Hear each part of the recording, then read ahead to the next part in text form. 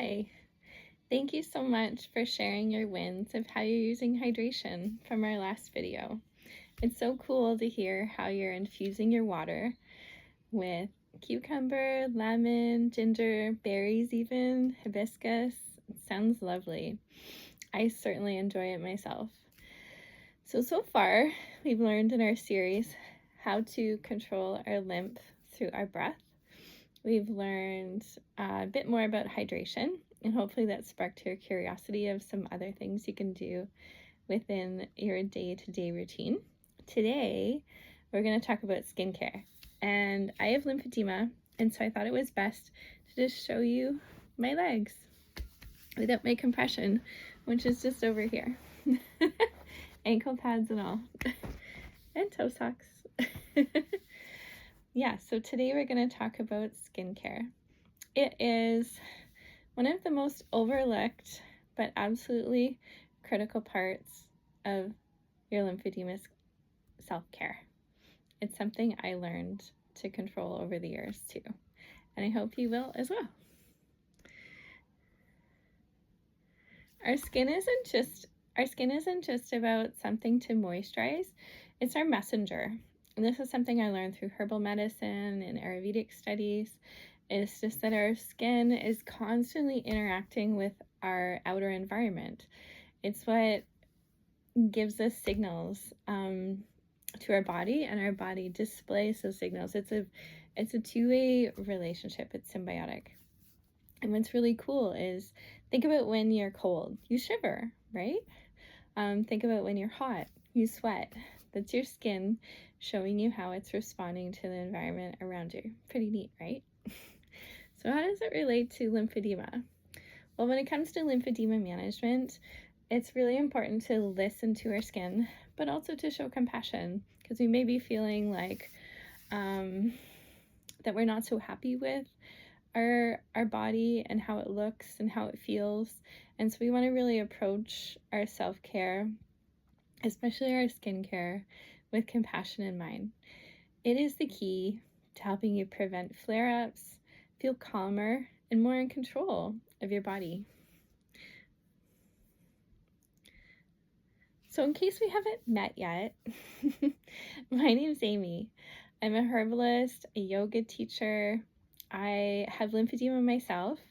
I have lived with it for 40 plus years, so I've picked up a trick or two. And excited to share them with you on these videos. So tuning into my skincare was definitely a turning point for me with my lymphedema.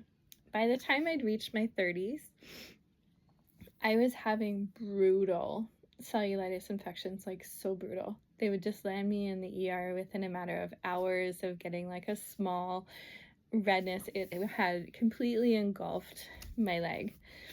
I needed to be on like the strongest antibiotics that there was. What was really hard about it is just seeing your progress evaporate overnight. You might have been working steadily and slowly throughout the year to get your swelling down, and then within a matter of hours, just poof, your leg or arm, wherever you've had cellulitis, just gets so much bigger. And it's really frustrating. It can be scary. And the unfortunate thing is, once you get one cellulitis infection, you are often more prone to getting another. So they don't go away, which is sad.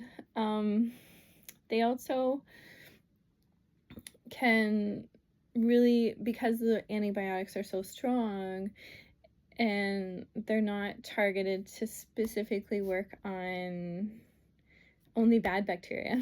They just target all bacteria in our body that is of a certain strain. So unfortunately, that means it wipes out like your skin microbiome, your oral microbiome, your gut microbiome, and you can have like a lot of other things happen. Like maybe I found in my 20s, like after I got infections and had to go on like super strong antibiotics, that I became lactose intolerant after. I just couldn't tolerate dairy anymore.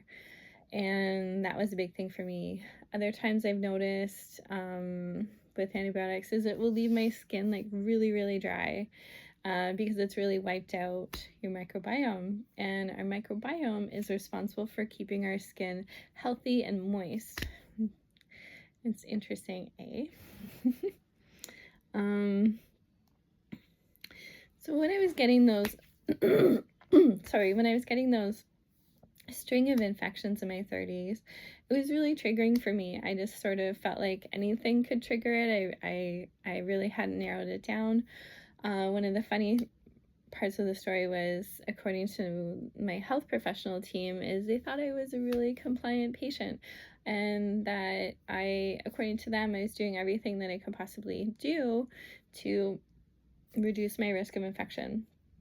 And so that in some ways was even harder to deal with because I didn't know what else to do. And at that point, it was just time to look outside the box. And being a librarian, being inquisitive, being curious, I just thought there has to be some other answers out there. There has to be some other ways of approaching this. And like, this is a worldwide phenomenon, a condition. People all over the world have lymphedema. So what are other people in other cultures, other medical traditions, what are they doing to manage their lymphedema? And what are other lymphies doing? Because we're innovative or creative, we respond to our condition, and maybe they have some ideas too. And so that led me on a quest, and I realized that there definitely were some things that I could improve. So I had detoxified my skincare routine. I learned that there was even more things that I could do to detoxify it that went beyond my skin. Just detoxifying my home, making sure there wasn't anything coming in terms of my clothing, cleaning supplies, foods, really detoxifying my diet, and bedding, toothpaste. So even the water I drank, I worked to make it a lot healthier. So there's definitely things that I could do, and as well as just, I spent a lot of time learning how to rebuild my microbiome, because it was constantly taking an assault from antibiotics. So every time I would finish my antibiotics, I would just take time to rebuild it, and that was through foods. But there's a lot of skincare practices that I realized were actually rebuilding it too, and that's where Ayurveda comes in. And I found that so magical, that we actually are capable of helping our body make a stronger microbiome. Curious to learn more? I will tell you later on in the video what that's all about. The most important thing I learned was just how to be compassionate with myself, and just how to check in with myself every day instead of being afraid of what I might find. And so I didn't really want to spend very long checking my skin, because I was afraid of that any little change could be the sign of a flare-up, and I found that really scary. And what I found is the opposite, is that as you learn to check the health of your skin, it's empowering, and you're going to notice the change sooner than somebody on your healthcare team, because you don't see them that often. You see yourself, you touch your body every day. You are your best advocate for preventing flare-ups.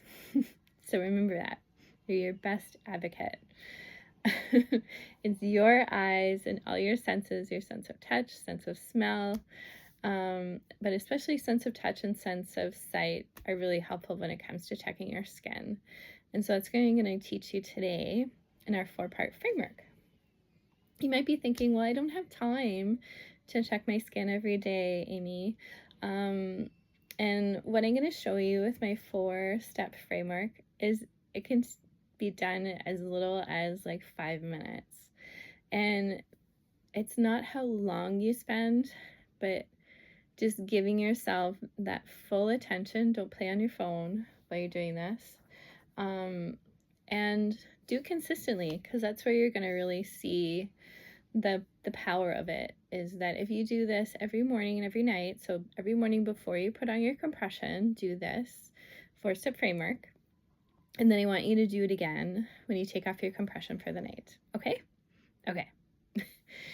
So the first part, so I call them the 4T's because I love things that I can remember so that I'm not forgetful. But I like acronyms because it makes them more fun. And I want them to be helpful. So the 4T's, each T stands for something you're going to check on your skin. So we're going to look at temperature is the first T. Tenderness is the second T. Tightness is the third T. And texture is the fourth T. Whatever order you want them to do them in is fine. But just gives you what parts you're going to be looking for and gives you something to reflect on, gives you something to come back to. So I'm going to use my legs here to show you. So with temperature, what you're doing is you're using the palms of your hands and you're just going to feel along your lymphy limb. In this case, mine's my legs. If yours was your arm, you're just going to feel along your arm. And you're just going to be checking to see if you feel any hot zones or cool zones. And as you do this for the first time, this will be really your baseline. But then you're going to be able to kind of build and come back to it. You're going to notice like, oh, I'm always hot at the end of the day, or I'm always, today it feels warmer than it did yesterday. If you do feel any warm zones, I encourage you to take your unaffected limb. In this case, both my legs are affected. But say your other leg isn't affected, you would kind of say, okay, it feels kind of hot here. And then you would go over to the same area on your leg and you'd feel over here to see like, is it comparable? Are they both warm? And then you could look for tightness, you could look for tenderness. And you're really using your sensors, your sense of touch.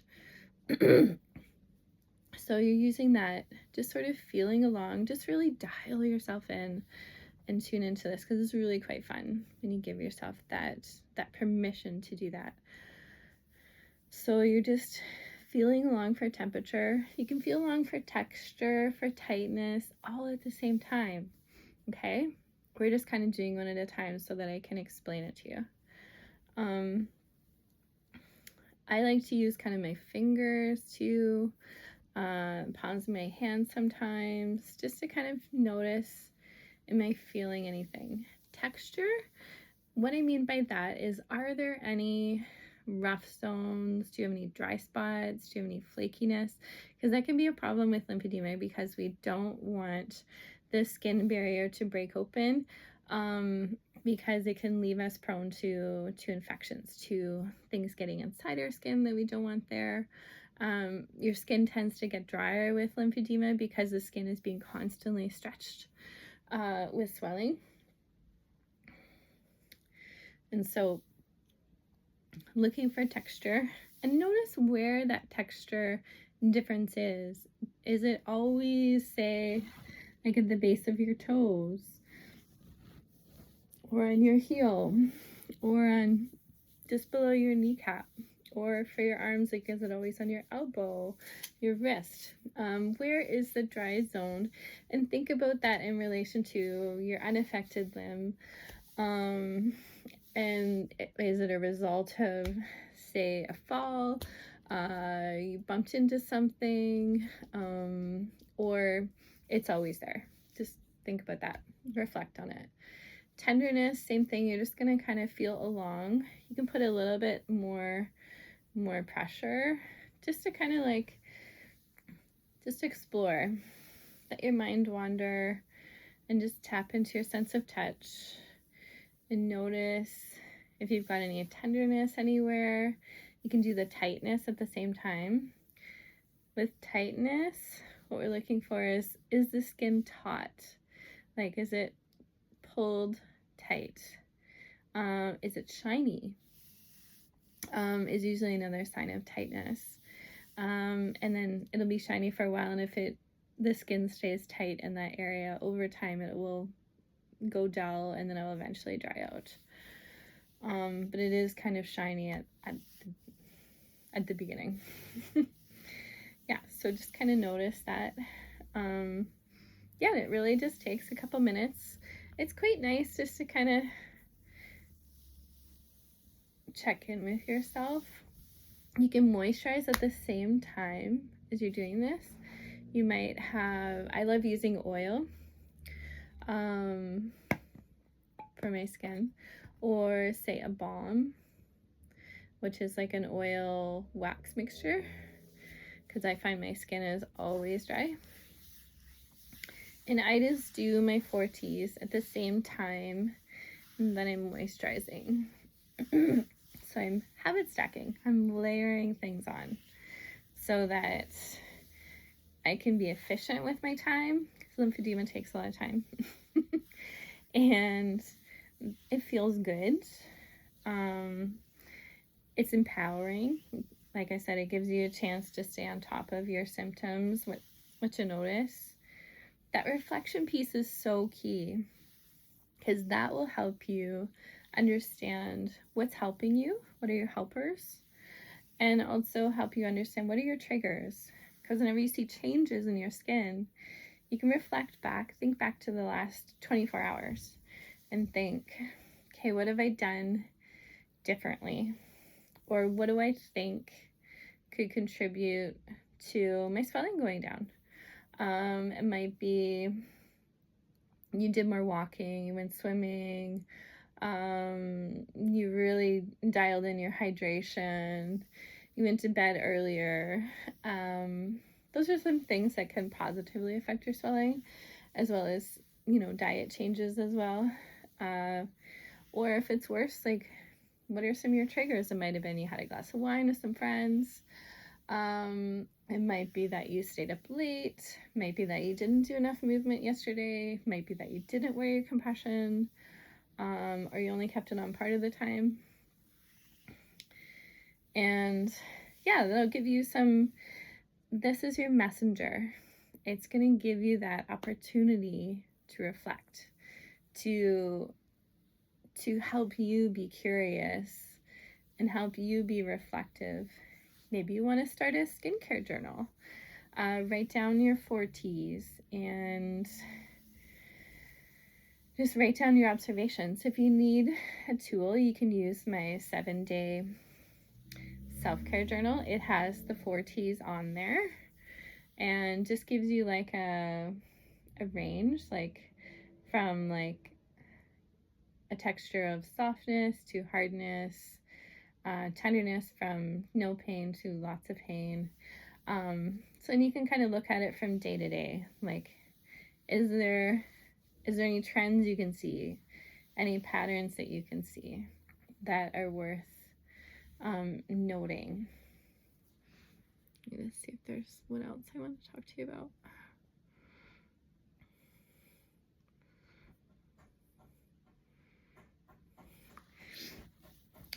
Just to go back to one other thing is that you might be thinking, you don't have time for this, or you might be scared of doing this because you haven't done it before, or you might not know what to look for. Just stick with the 4T's, and that will give you something to base your observations on. It will give you a framework.